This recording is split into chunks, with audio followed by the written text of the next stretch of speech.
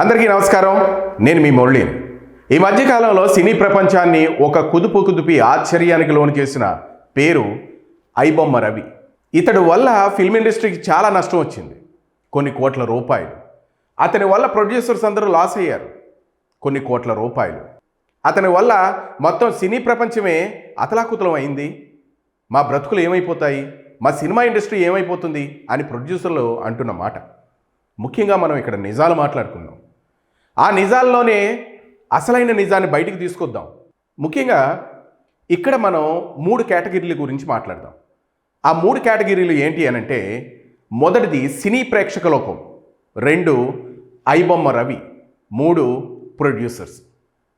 ముఖ్యంగా సినీ ప్రేక్షకుల దగ్గరికి వద్దాం. ఎప్పుడైనా మనసు బాగోనప్పుడు, లేదు అందరూ మొత్తం బంధువులు వీళ్ళందరూ ఫ్రెండ్స్ వీళ్ళందరూ సర్కిల్లో కనిపించినప్పుడు ఒక సినిమాకి వెళ్ళడం, లేదు సరదాగా బయటికి వెళ్ళి ఒక సినిమా చూసి రావడం, లేదు ఒక బిర్యానీ దీని సినిమా చూసి రావడం, ఇట్లా ఏదో ఎవరొకరి ప్లాన్లు వాళ్ళు చేసుకుంటూ ఉంటారు. ఇన్నాళ్ళు సినిమాకి వెళ్ళాలి అని అంటే ఎడ్ల బండ్ల మీద వెళ్ళేవారు, ట్రాక్టర్ల మీద వెళ్ళేవారు, సైకిళ్ళ మీద వెళ్ళేవారు. సినిమాకి వెళ్ళడమే ఒక ప్రపంచంగా చూసుకునేవారు, సినిమాకి వెళ్ళడమే ఒక ప్రయత్నంగా చూసుకునేవారు. ఆ సినిమాకి వెళ్ళాలంటే మీరు ఈ వీడియో ఎవరైతే చూస్తున్నారో వాళ్ళు మీ చిన్నతనం రోజులకు వెళ్ళండి. చిన్నప్పుడు సినిమాకి వెళ్ళాలంటే ఇంట్లో ఒక యుద్ధమే జరిగేది. సినిమాకి వెళ్ళాలనంటే ఆ సినిమాకి ఎలా వెళ్ళాలి, దేని మీద వెళ్ళాలి, ఎవరెవరు వెళ్ళాలి, ఊర్లో ఎవరైనా ట్రాక్టర్లు కడుతున్నారా, లేదా బండి ఎవరింట్లో అన్నా ఉండేదా అంటే ఎడ్ల బళ్ళు కట్టుకుని వెళ్ళేవారు. వాహనాలు అప్పుడు ఎక్కువ ఉండేవి కాదు కాబట్టి ఎడ్ల బళ్ళు, అప్పుడు ఎడ్లు బళ్ళు ఉండటం కూడా పెద్ద పెద్ద మూతుబరి రైతుల ఇళ్లలోనే ఉండేవి.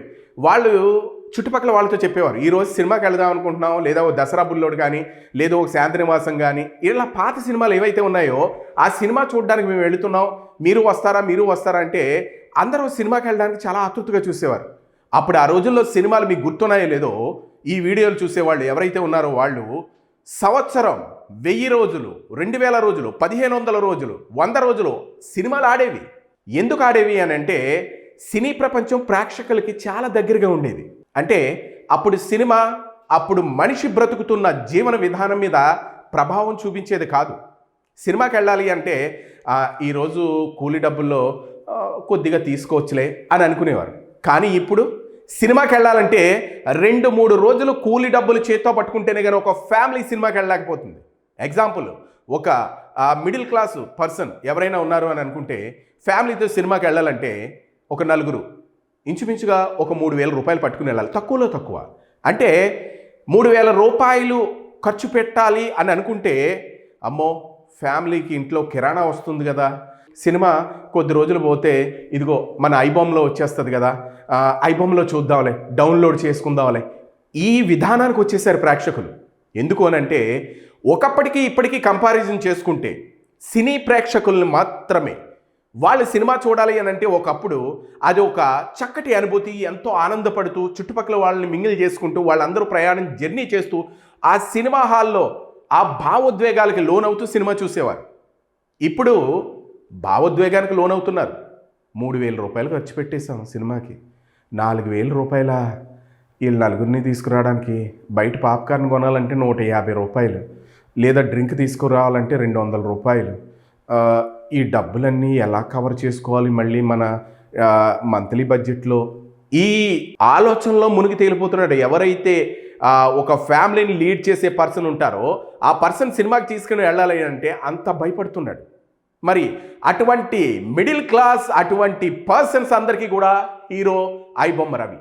ఐబొమ్మ రవిని అరెస్ట్ చేసినందుకు ఎవరు ఎక్కువగా స్పందించకపోవడానికి కారణం ఏంటి అని అంటే మిడిల్ క్లాస్ ఫ్యామిలీ వాళ్ళు ప్రతి ఒక్కరు కూడా అతను మా హీరో, చాలా బాగుంది, చాలా బాగా చేస్తున్నాడు. ఏమిటండి సినిమాకి వెళ్ళాలంటే 4000-5000 రూపాయలు ఖర్చు అయిపోతుంది, అటువంటిది మేము ఇంట్లో కూర్చొని డౌన్లోడ్ చేసుకుంటున్నాం చూస్తున్నాం, నిజంగా అతను హీరో అండి అన్నవాళ్ళు చాలామంది ఉన్నారు.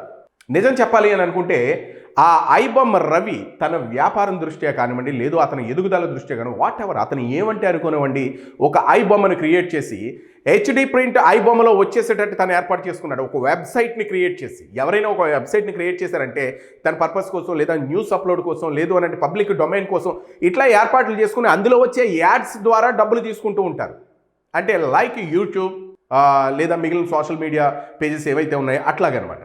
అలా డబ్బుల కోసం ఐబొమ్మ రవి చేసుకున్నటువంటి ఓన్ ప్రయోగం, సొంత ప్రయోగం. తన ఫ్రెండ్కి 50,000 రూపాయలు ఇచ్చి ఒక వెబ్సైట్ డొమైన్ క్రియేట్ చేసుకుని అందులో ఐబొమ్మ అని పేరు పెట్టి అందులో హెచ్డి ప్రింట్స్ని రిలీజ్ చేసి మధ్యతరగతి మిడిల్ క్లాస్ ఫ్యామిలీలందరికీ కూడా దగ్గరయ్యాడు ఐబొమ్మ రవి.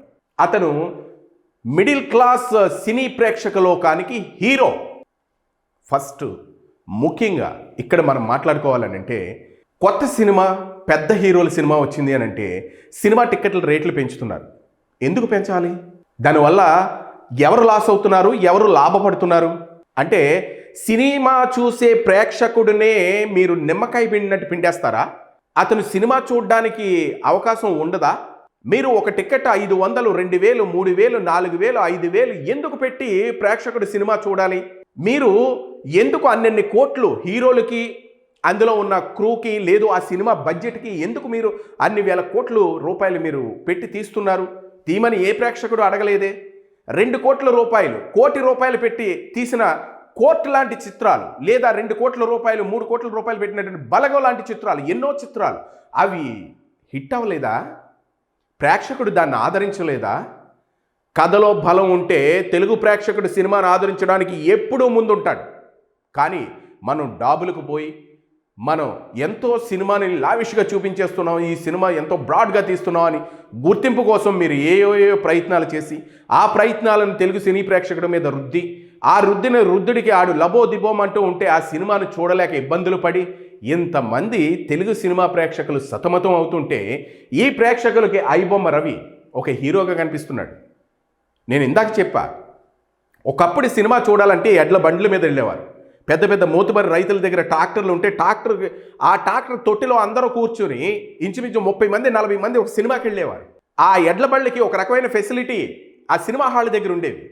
కానీ ఇప్పుడు మనం నాగరికత వైపు మళ్ళాం కాబట్టి ఆ ఫెసిలిటీస్ అన్నీ మారిపోయాయి. ఇప్పుడు ఒక ఐమాక్స్లో థియేటర్లో సినిమా చూడాలని అంటే ఒక 1,000 రూపాయలు పట్టుకుంటేనే కానీ సినిమా టికెట్ దొరకని పరిస్థితి కనపడుతుంది. మరి అప్పుడు సంవత్సరం సినిమాలు ఆడాయి అని అంటే ఒక దసరా బుల్లోడు సంవత్సరం ఆడింది, అలాగే ఒక తాండ్ర పాపారాయుడు సంవత్సరం ఆడింది, ఒక సర్దార్ పాపారాయుడు సంవత్సరం ఆడింది. కొన్ని మెగాస్టార్ చిరంజీవి గారి సినిమాలు ఒక్కొక్క ఏరియాల్లో అయితే సంవత్సరం ఆడాయి. నా చిన్నప్పుడు నాకు ఇంకా కాస్త గుర్తు ముద్దుల మావయ్య, తర్వాత అత్తకి ఏముడు అమ్మాయికి మొగుడు, కిల్లంపూడి థియేటర్లలో, పద్మనాభ థియేటర్లో మన మెగాస్టార్ చిరంజీవి గారిది అత్తకి ఏముడు అమ్మాయికి మొగుడు, ఇంకొక థియేటర్లో ముద్దుల మావయ్య. ఈ సినిమాలు రెండింటికి పోటీ పెట్టి సంవత్సరం ఆడాయి. ఇటువంటి చిత్రాలు తెలుగు ప్రేక్షకుడికి దగ్గరగా ఉన్నటువంటి చిత్రాలు, తక్కువ బడ్జెట్తో ఉన్నటువంటి చిత్రాలు ఎప్పుడైతే ఈ టాలీవుడ్ ఇండస్ట్రీ తీయడం మొదలు పెడుతుందో అప్పటి నుంచి ఇటువంటి ఐబొమ్మ రవిలు వీళ్ళందరూ కూడా తెరమరుగైపోతారు. ఎందుకు అనంటే ప్రతి ఒక్కరూ రూపాయి పెట్టి సినిమా చూడడానికి ముందుకు వస్తారు. మీరు 1,200 కోట్లు, 1,300 కోట్లు, లేదా ఈ 200 కోట్ల దగ్గర నుంచి మొదలు అన్ని కోట్లలోనే మీరు సినిమాలు తీసుకుంటూ పోతే ఒక సామాన్యుడి మీద మీరు 1,000 రూపాయల నుంచి 2,000 రూపాయలు భారం వేస్తే ఎవరు సినిమాకి వస్తారు?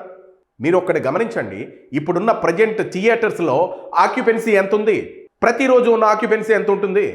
20 to 30% తక్కువే. ఇంకా ఫస్ట్ 10 days సినిమా ఆడేస్తే సరిపోతుంది అంటున్నారు. అంటే ఆ 10 daysలో ప్రేక్షకుడి నెత్తి మీద డిప్పకాయలు కొట్టుకుంటూ, జల్లకాయలు కొట్టుకుంటూ 2,000, 3,000 రూపాయలు టికెట్లు పెట్టేసి ప్రభుత్వం దగ్గర నుంచి మీరు అనుమతులు తీసేసుకొని మీరు టికెట్లు పెంచుకుంటా పోయి ఆ 10 రోజుల్లోనే ప్రేక్షకుని పిండేయాలని చూస్తే ఇలాంటి ఐబొమ్మ రవిలో బొచ్చుడు మంది వస్తారు. వచ్చేసారు ఆల్రెడీ. ఐబొమ్మతో రవితోనే క్లోజ్ చేయించారు ఆ సైట్ని.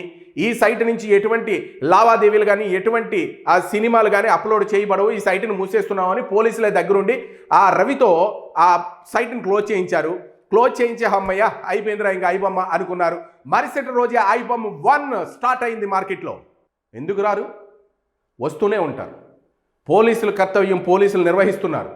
వాళ్ళని చాలామంది అన్నారు, ఐబొమ్మ రవి వాళ్ళ ఆవిడ ఇచ్చేసిందట అడ్రస్ పేపర్ మీద రాసి ఇచ్చేస్తే పోలీసులు వెళ్ళి అరెస్ట్ చేశారట, సజ్జనార్ గారిది గొప్ప ఏముంది, ఇలా మాట్లాడుకుంటున్నారు. కాదు, ఐబొమ్మ రవి భార్య ఏ విషయం ఇన్ఫర్మేషన్ ఈ పోలీసులకు ఇవ్వలేదట. వాళ్ళ ఫ్రెండ్స్ ద్వారా వాళ్ళ ఫ్రెండ్కి వచ్చేసిన ఒక్క మెసేజ్, ఐబొమ్మ రవి ఒక్క మెసేజ్ వాళ్ళ ఫ్రెండ్కి చేయడం ద్వారా అరెస్ట్ అవ్వబడ్డాడు. పోలీసుల నిఘా ఉంది. పోలీసులు ఆషామాషిగా లెక్కేయకండి. వాళ్ళు ఒక నిఘా పెట్టారు అని అంటే మనం మర్చిపోతాం, వాళ్ళు మర్చిపోరు. వాళ్ళ డ్యూటీ ఆన్ దట్ డ్యూటీ జరుగుతూనే ఉంటుంది. ఆ ఒక్క మెసేజ్తో అంటే ఈ రవి మీద గత సంవత్సరం కానివ్వండి, 2 సంవత్సరాలు కానివ్వండి, అంతకు ముందు నుంచి కానివ్వండి, ఎప్పుడు నిఘా పెట్టారు అనేది మనకి క్లారిటీ లేకపోయినా పోలీసులు పెట్టిన నిఘాకి రవి తను తీసుకున్న గూతులో తానే పడ్డాడు. మావా బిందాస్గా మందు తాగుదాం, ఎంజాయ్ చేద్దాం అని ఐబొమ్మ రవి తన ఫ్రెండ్కి మెసేజ్ చేయడం ద్వారా దొరికిపోయాడు. అంతేగాని పోలీసులు పట్టుకోలేకపోయారు. ఐబొమ్మ రవి భార్య వచ్చి చెప్తేనే కానీ పట్టుకోలేకపోయారు. ఎక్కడో ఆఫ్రికాలో ఒక దీవిలో ఉన్నటువంటి రవి ఫ్రాన్స్ నుంచి ఇక్కడ హైదరాబాద్ వచ్చిన తర్వాత అరెస్ట్ చేశారు. అంటే ఆ మెసేజ్ ద్వారా వీళ్ళ తడక ఏంటో చూపించారు. అంటే చాలామంది అనొచ్చు ఇంకా చాలా కేసులు ఉన్నాయి, ఆ కేసులన్నింటినీ కూడా పోలీసు వాళ్ళు పట్టుకోవచ్చు కదా, వాటిని ఎందుకు వదిలేసిన పోలీస్ శాఖ ఎప్పుడు కూడా వదిలేదండి. వాళ్ళ పని వాళ్ళు చేస్తూ ఉంటారు. ఏమో తర్వాత ఏదైనా జరగవచ్చు, జరగకపోవచ్చు. వీళ్ళ గురించి మనం తప్పుగా మాట్లాడుకునే కంటే ప్రజెంట్ జరుగుతున్నటువంటి దోపిడీ గురించి మనం మాట్లాడదాం. సినిమా ఇండస్ట్రీలో ఒక సినిమా తీయాలి అని అనుకుంటే 200 నుంచి 1200, 1300, 1400 కోట్ల రూపాయలు. అవి కోట్ల లేదు అని అంటే వేసుకునే కోట్ల. ఇవన్నీ ఎవరి మీద పడుతున్నాయి? నిర్మాత మీద పడుతున్నాయి. ఆ సినిమా చూడలేదనుకోండి ఏమైపోతారు? ఎగిరిపోతారు. మొన్నటికి మొన్న సంక్రాంతికి వస్తున్నాం, ఎంత బాగుందండి సినిమా.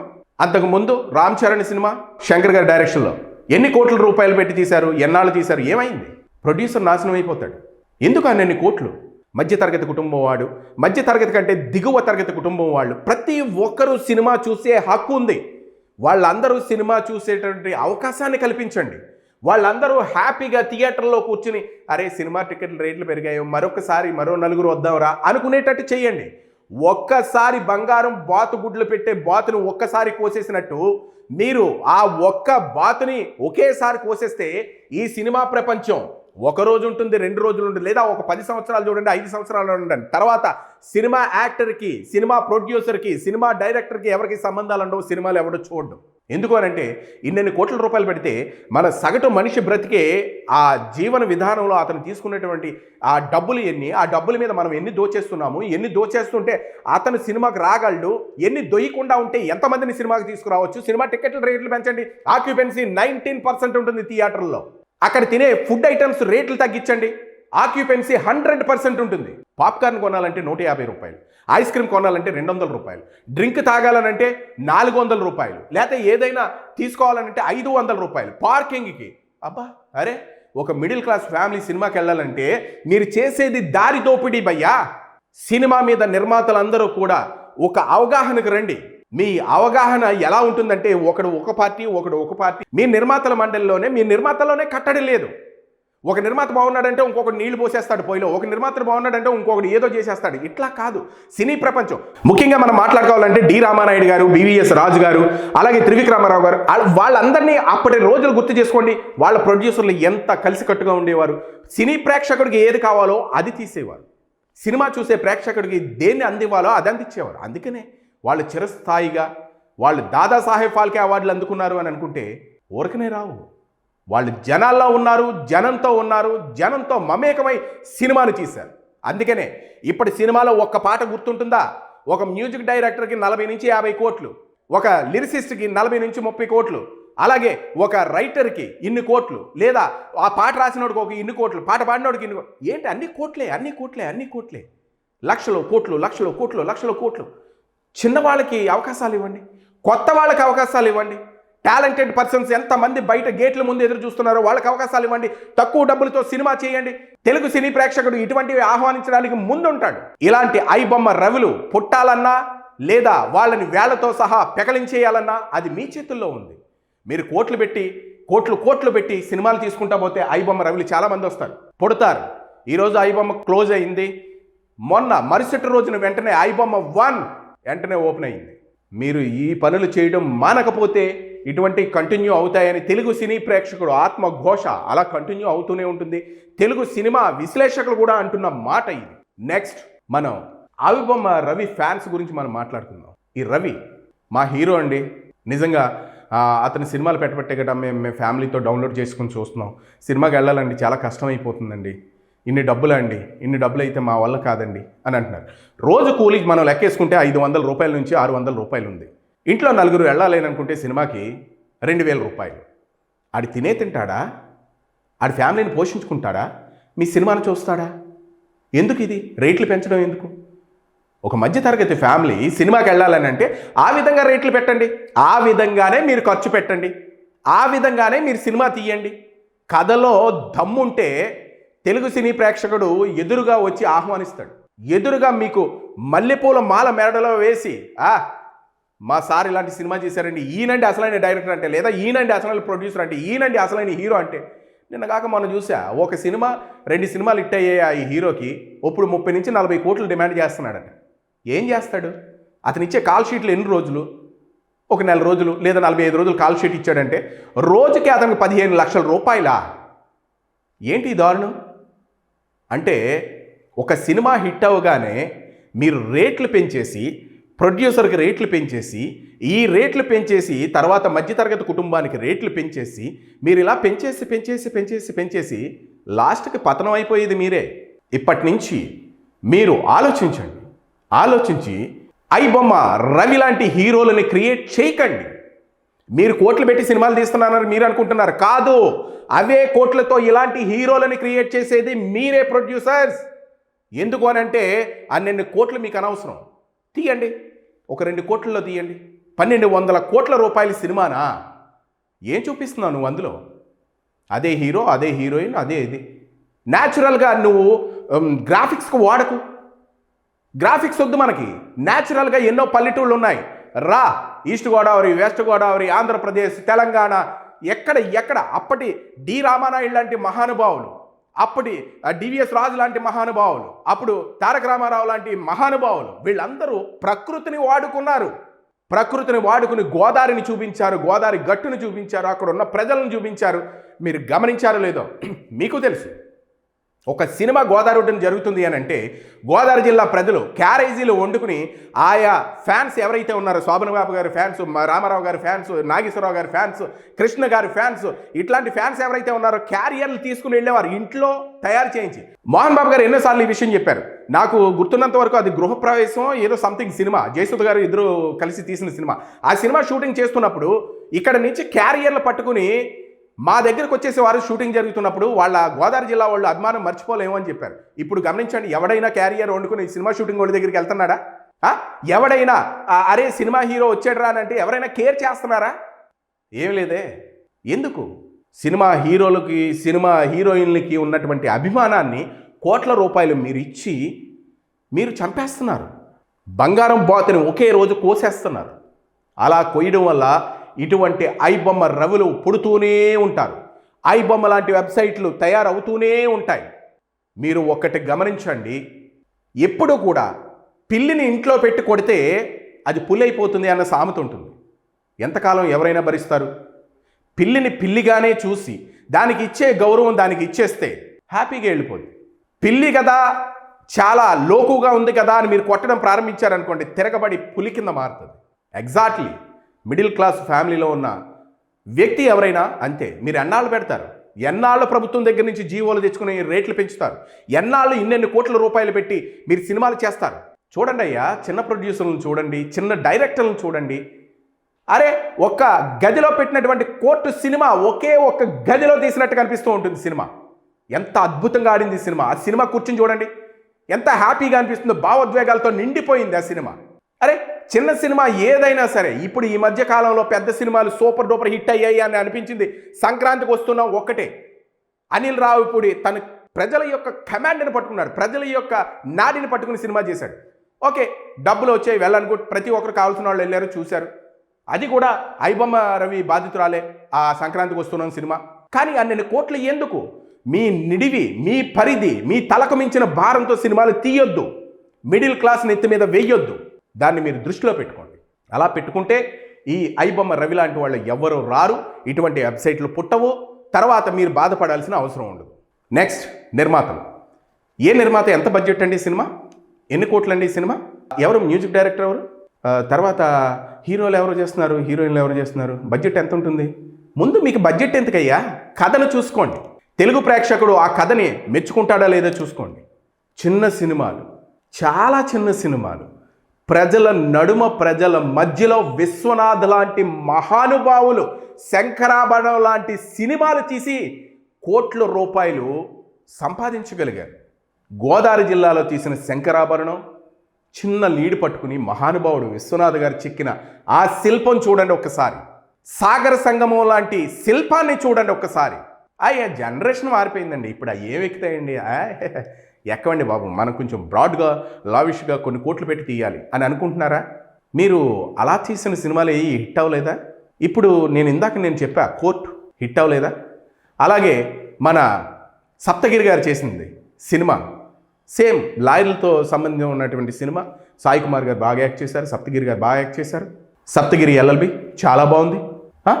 ఇంకా చిన్న సినిమాలు చూడండి. ఇంకా అంటే పేర్లు నాకు గుర్తు రావటం లేదు, కానీ ఇంకా చాలా చిన్న సినిమాలు ఉన్నాయి.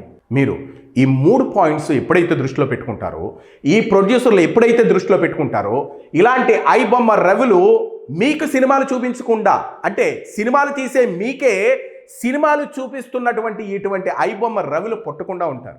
ఇతను హీరో, మిడిల్ క్లాస్ ఫ్యామిలీకి నిజంగా హీరో.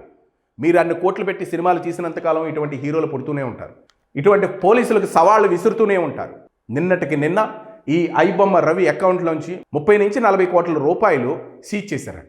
సినీ లోకానికి నేనిచ్చే ఒక సలహా, ఖర్చులు తగ్గించుకుని సినిమాలు చేస్తే, చిన్నవాళ్ళకి కొత్త వాళ్ళకి అవకాశాలు ఇస్తే మీ సినిమాను ఆదరించడానికి తెలుగు ప్రేక్షకుడు ఎప్పుడూ కూడా ముందుంటాడు. అలాగే మీకు ఇంకొక షాకింగ్ విషయం చెప్పనా, ఇదే ఐబొమ్మ రవితో సినిమాలు చేసేయడానికి మీ నిర్మాతల్లో చిన్న నిర్మాతలు కూడా రెడీగా ఉంటారు. ఎందుకంటే ఇతను హీరో అయిపోయాడు. ఏమో త్వరలో కూడా ఈ కథను పట్టుకుని సినిమాలు చేసే ప్రొడ్యూసర్లు ఉండొచ్చు, డైరెక్టర్లు ఉండొచ్చు. లీళ్లు తీసుకుని చిన్న చిన్న కథలు, మన కుటుంబం మధ్య జరిగినటువంటి కథల్ని వెండి తెర మీద ఆవిష్కరించడానికి ప్రయత్నం చేయండి. మీరు తక్కువ డబ్బులతో తక్కువగా మీరు తెలుగు సినీ ప్రేక్షకుడికి అందివ్వడానికి ప్రయత్నం చేయండి.